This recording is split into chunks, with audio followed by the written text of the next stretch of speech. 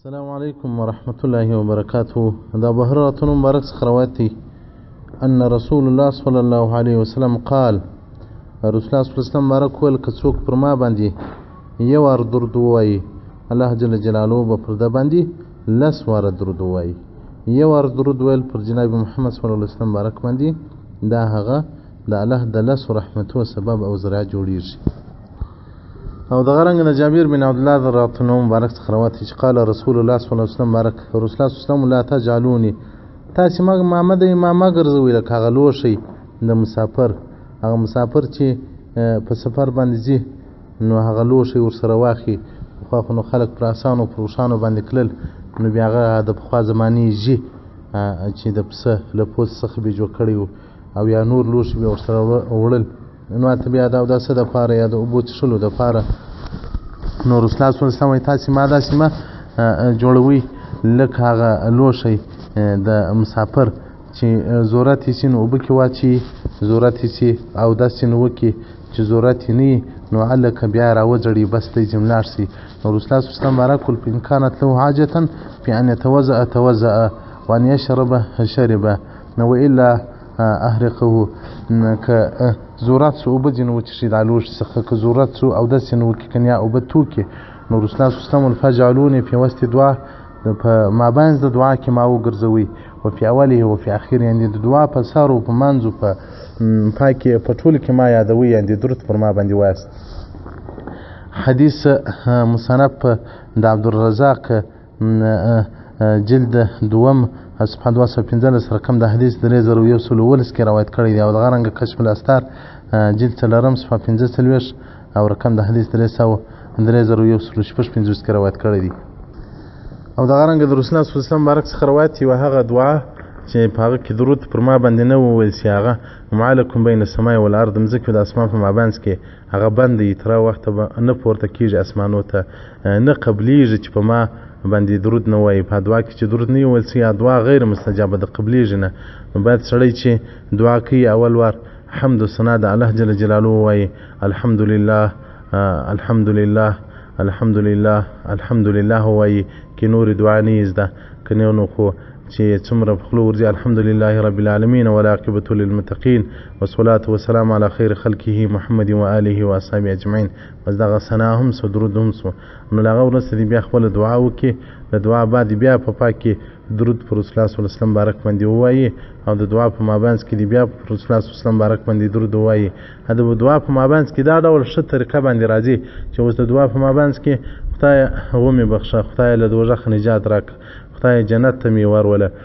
خدای مړه مو ټول وبخښه الله ژوندو ته هدایت وکړه په روی د محمد صلی الله علیه وسلم بارک باندې دلته به توسل هم راسي چې رسول الله صلی الله علیه وسلم الله ته شفیع شي دایمه کېږي لکه اوابیان چې توسل نه کوي او خو نه پر رسول سره توسل روا دي نه په ولی سره روا دي نه په عالم سره روا دي نه په شهید سره روا دي او په د دعا له آداب څخه توسل دی سړی توسل کوي آداب ان شاء الله بیا موږ مفصل بحث پر وکړو چې په دعا کې باید سړی په نیک خلکو باندې په انبیا او صحابه کرام باندې توسل وکړي انو د دعا په مابینځ کې چې د دعا دی نیمه د وخته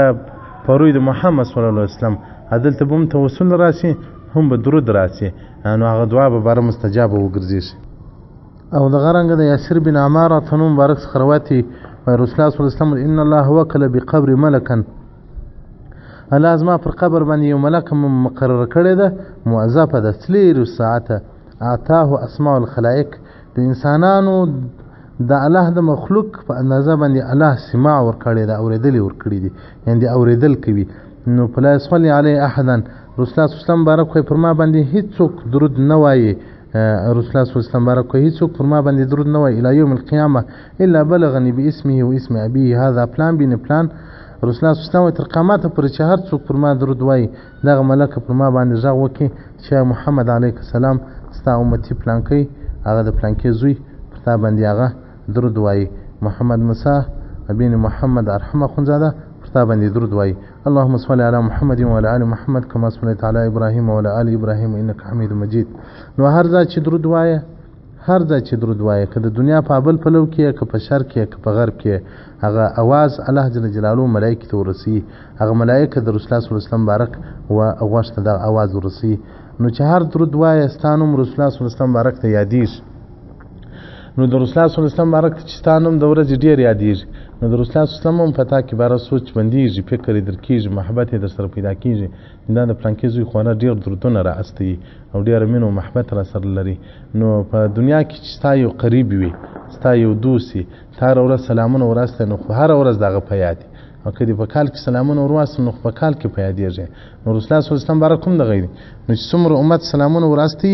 هغه نه د رسول الله صلی الله علیه وسلم هغه امتي په یاد دي نو هر څوک غواړي چې زما نوم دې د رسول الله صلی الله علیه وسلم بارک مخ ته ذکر سي او رسول الله صلی الله علیه وسلم بارک ته دې زور په یاد سم نو هغه دې ډېر درود وایي بیا شپه د جمعې مبارکه ده چې رسول الله صلی الله علیه وسلم په خیر د شپو کې تاسې پر ما ډېر درود وایاست چې هغه د جمعې مبارکه شپه ده او بیا دغه د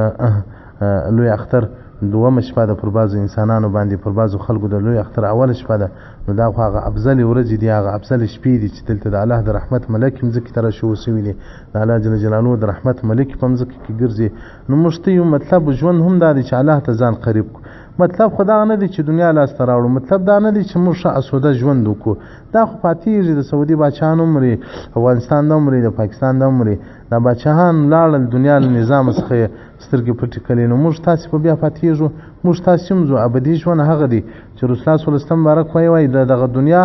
چې هغه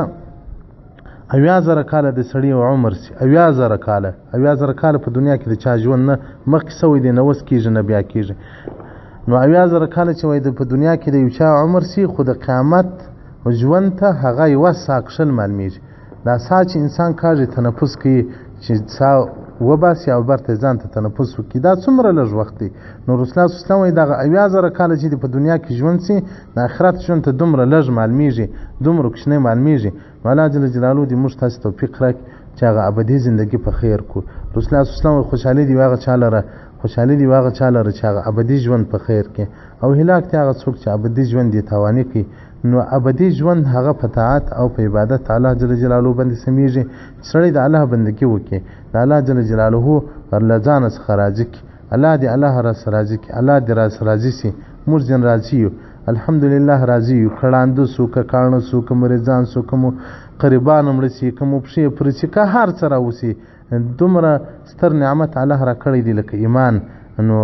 دومره ستر نعمت الله را کړی دی لکه ایمان موږ راضي یو چې ځکه وایي شیخ مبارک مریض وایي شاګردانو هغه ډاکټرو ته راوستي هغه ډاکټر هغه طبیب نسواراني و کافر و نو وایي دې چې ډاکټر راوستی نو وایي دې چې ډاکټر ته وکتل چابک له ځایه راپورته شو که نه وایي دی ښورېدلی لا نه سوی له ځایه نه سوی ولاړېدی دونه سخت مریض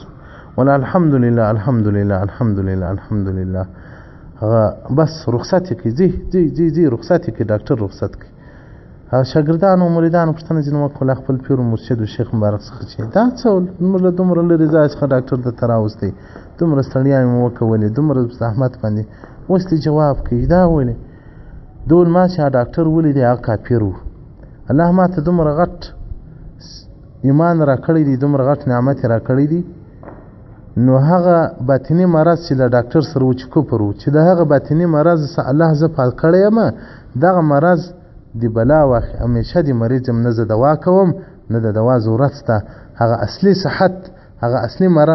بد مرض چې بې ایماني د هغه نسته کې را پکښې هغه اصلي صحت او جوړوالی چې ایمان دی هغه کې را موجود دی دوا دې دغه طبیب وکړي چې خپله باطني مریض دی نو الله دې مو له د باطني امراض څخه وساتي الحمدلله په باطن کې الله موږ تاسو ته ایمان را کړی دی معرفت را کړی دی د الله پر وحدانیت عقیده لرو د رسول الله صلی الله علیه وسلم بارک سره مینه لرو د الله قرآن تلاوت کوو الحمدلله مؤمنان یو په هر کور کې به قرآن پروت وي داسې کور به نه وي چې په هغه کې د قرآن پروت وي دا که زده دی که نه ده زده هغه ځان ته خبره ده داسې کور به نه وي چې په هغه کې د قرآن نه وي نو الحمدلله زموږ کورونه هغه کې قرآنونه پراته دي او زموږ داسې مؤمن به نه وي چې دغه د بسم الله نه یې زده داسې مسلمان به نه وي چې دغه د قل الله نه یې زده داسې مسلمان دی نه وي چې دغه د الحمدلله نه یې زده نو د الله کلام زموږ په سینو کې پروت دی نو الله جل جلاله رسول راته وایي چې په ورځ قیامت به درې خلک د جنت د عرش تر سایه لاندې ناست چې په هغه ورځ باندې د جنت ما سیوا او د عرش له سایه ما سیوا بل ځای هغه ارام سکون نسته یو به هغه چې په سینه کې قرآن پروت وي قرآن که ټول پروت وي که یو جز پروت وي که د سړي په سینه کې الحمدلله پرته وي که د سړي په سینه کې قل الله پرته وي دا ټول علی سویه دي کشف الاستار جلد 4 صفحه 40 رقم د حدیث 3012 او مجموع الزوائد جلد لسم صفحه 112 او دغه رنګه انوار الاثار صفحه 13. والسلام عليكم ورحمة الله وبركاته.